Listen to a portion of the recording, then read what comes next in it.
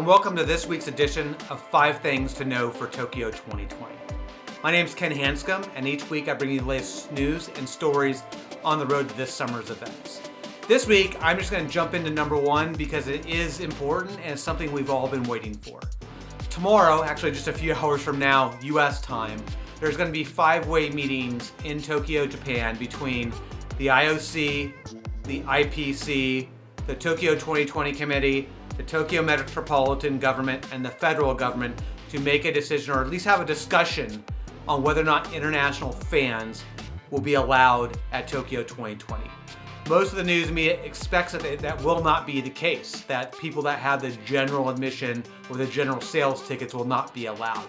So what we're going to do in number 2, I'm going to cover what happens next if that is the case. And with that, let's get on to number 2.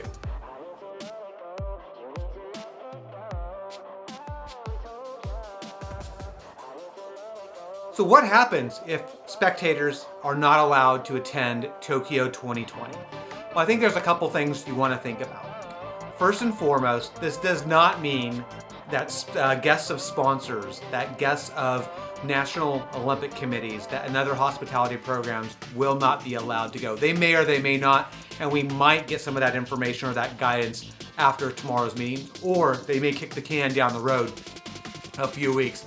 Really what this decision is specifically around is around those who bought publicly available tickets, usually through authorized ticket resellers. So once that's done, theoretically there would be a refund process, and that refund process has not been determined yet, with a couple of complicating factors.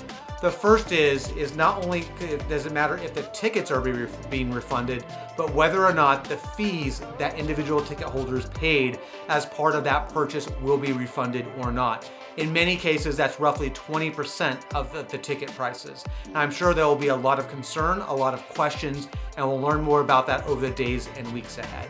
We also don't know what the time frame for those refunds will be. Some of the early indications have been it might happen after the Tokyo 2020 Games. However, I would expect that maybe they're going to look at doing it much sooner, given likely the amount of disappointment that they will see from the international community in the case that they do this. And then the next step from there is really the individual hotels, the individual tour companies, the airlines, what accommodations or refunds are going to be given, because most of those bookings were non-refundable when they were originally booked. And that's our roadmap for here. Now let's move on to number 3, where we'll talk about some other things happening within the Olympic community.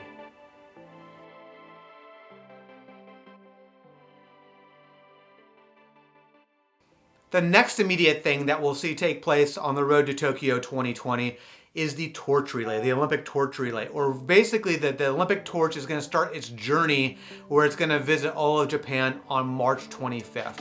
Now, it will be a private ceremony without any spectators, but the plans over the coming months is that 10,000 different runners will carry the torch onto the opening ceremonies, which will culminate in the end of July as we see it. So that's one of the big things to look for in the next week. And let's move on to number 4.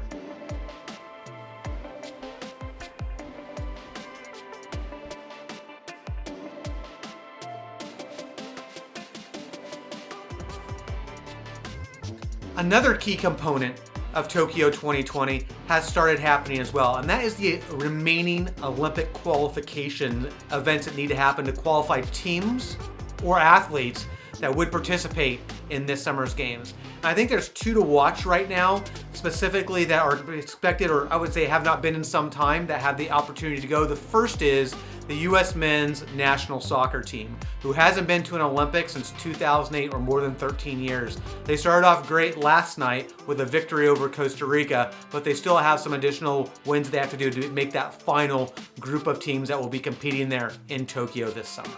And then the other one, of course, is the Team USA men's baseball team, which hasn't qualified yet. So there's going to be now, they've announced the qualifying tournament will be happening in June of this year.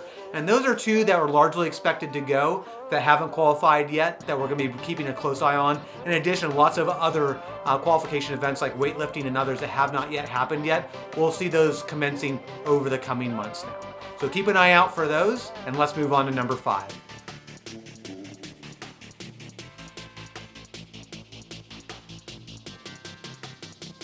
Item number 5 is not related directly to Tokyo 2020, but with Beijing 2022, less than a year away, it's important to talk about emerging topics for those winter games in addition to Tokyo 2020.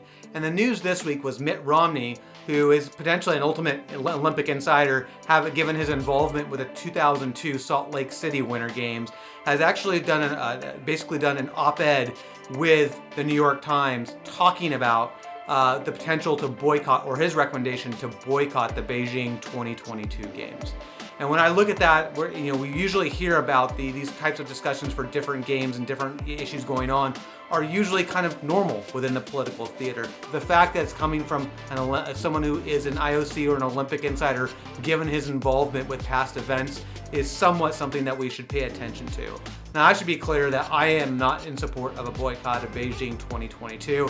Too many athletes have worked for too hard, for too long for the opportunity, and in some cases, some will never get the chance to do it again. So I'm very much in favor and support of them having that opportunity, but I think this is a story that specifically here in the United States, we're gonna have to watch carefully as it develops over the weeks and months, because it could eventually have an impact on either the Olympics themselves, and specifically those Winter Games, or potentially the sponsor and fan participation that might be available.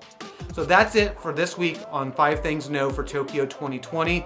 In the next few hours are going to be very interesting for most of us as we eagerly await the news and outcomes coming from that meeting to decide about the Tokyo spectators for this summer's event.